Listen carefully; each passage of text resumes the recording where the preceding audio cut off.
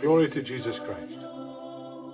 It's often the case that great need and great affliction are able to dispose and move people towards faith and towards the remembrance of God, and to incline and inspire the unbelieving and recalcitrant to the desire and will to do what is good and beneficial.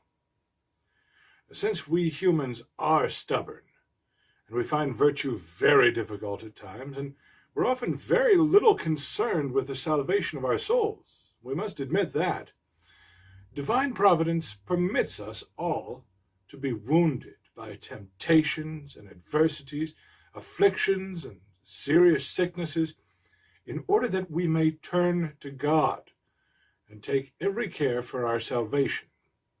Now, this may be learned from many places, but especially from a case which is presented to us in the gospel. We see that because of the miracles wrought by our Lord, and because of the soundness of the supernatural power of his teaching, many people were following our Lord, asking for healing and receiving it.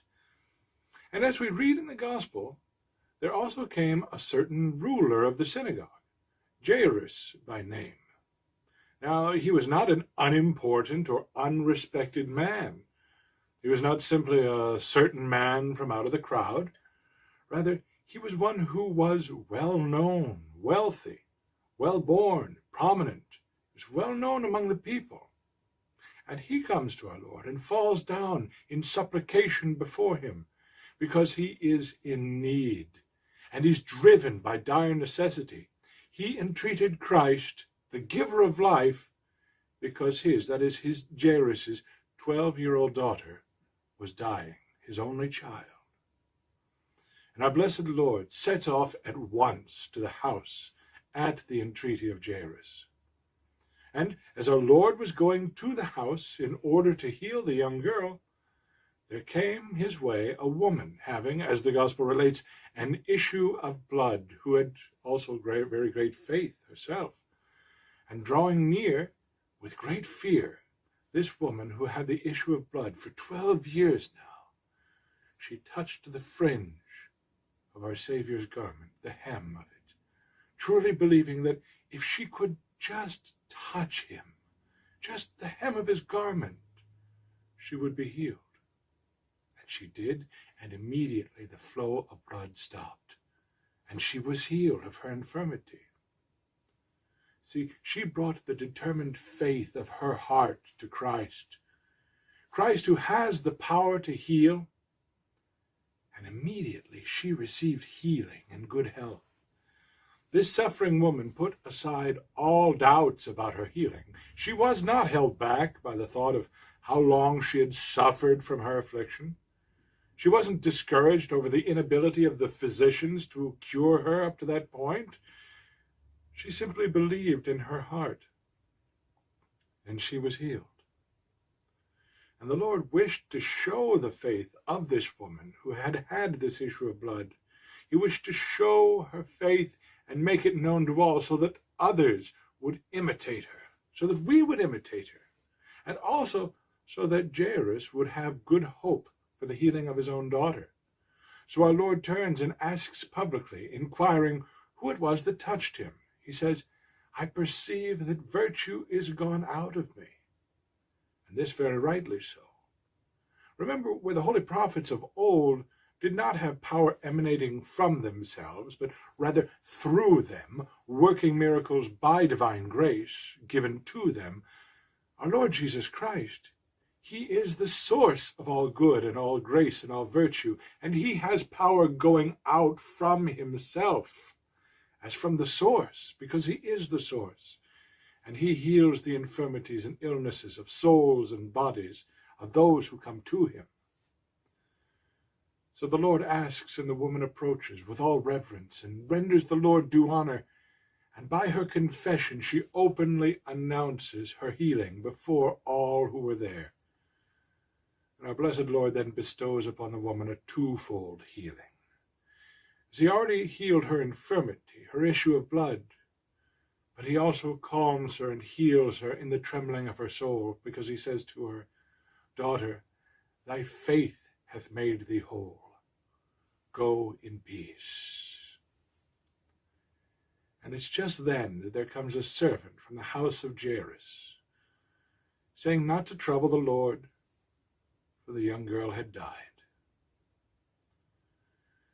And when the Lord heard this, he did not even wait for Jairus to answer, but he spoke first, assuring Jairus. He says, "Do not be afraid, only believe, and thy daughter will be saved." It is as if by his actions our Lord says, "Take here the example of the woman with the issue of blood, who was healed before your very eyes on account of her faith.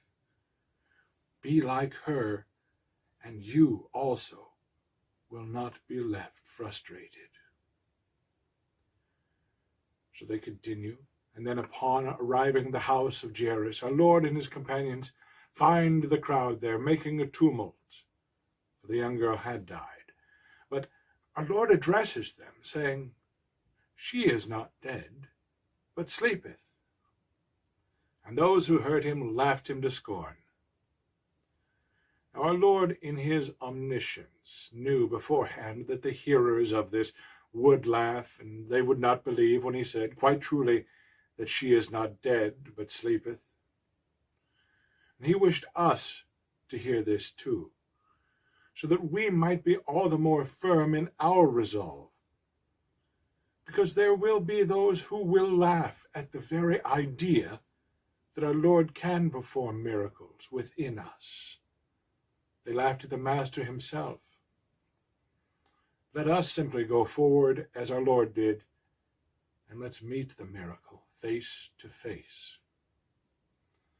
So after this, our Lord put all of this tumult-making crowd out, save for the parents and our Lord's apostles who went in, because our Lord shows that it behooves him, if he is to perform a miracle, not to do it as a spectacle in front of everyone. Rather often these miracles take place alone and in silence. Let's take that to heart. Then the Master of all returns the girl's spirit to her body. By his own power and his own might, by his own word. He did not put a new soul into the dead child, but the same soul which had gone out from the body. He caused it to return to her body. For he is the Master of all. And thereupon she rose. And then the Lord further commanded that the girl be given something to eat, as a greater assurance, a greater confirmation, and a greater demonstration that he had indeed resurrected her to life. And he charges her parents to tell no one what had taken place. And here we see the very image and type of virtue that is humble-minded and does not seek glory. For our Lord showed that he is the giver of all good things, and not a fame seeker. And moreover, our Lord taught his disciples here that if they should ever perform any great deed, they should not boast about it or be exalted, nor should they ask for anything in return. Freely ye have received, he said, freely give. Rather, in all this, they and we should glorify God and be concerned about the salvation of the suffering, to lay down our lives for our Lord's flock, which he has redeemed with his divine and precious blood. So let us, my friends, be eager for Christ to enter into the heart of each and every one of us, to drive out the evil thoughts that trouble us, which would laugh our Lord to scorn, which would not even begin to believe that he could create within us great miracles and great resurrection of soul. With all our hearts, let us beseech God to heal the hidden infirmity within us. For he has abundant fountains of mercy, an abyss of loving kindness, oceans of pity. Only let us fall down before him with undoubting faith and a constant mind.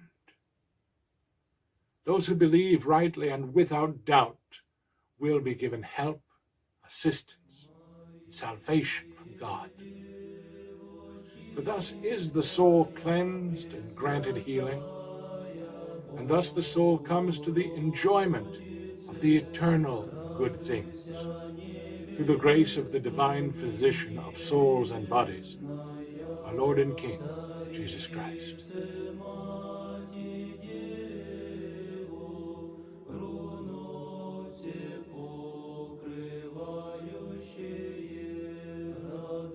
Радуйся,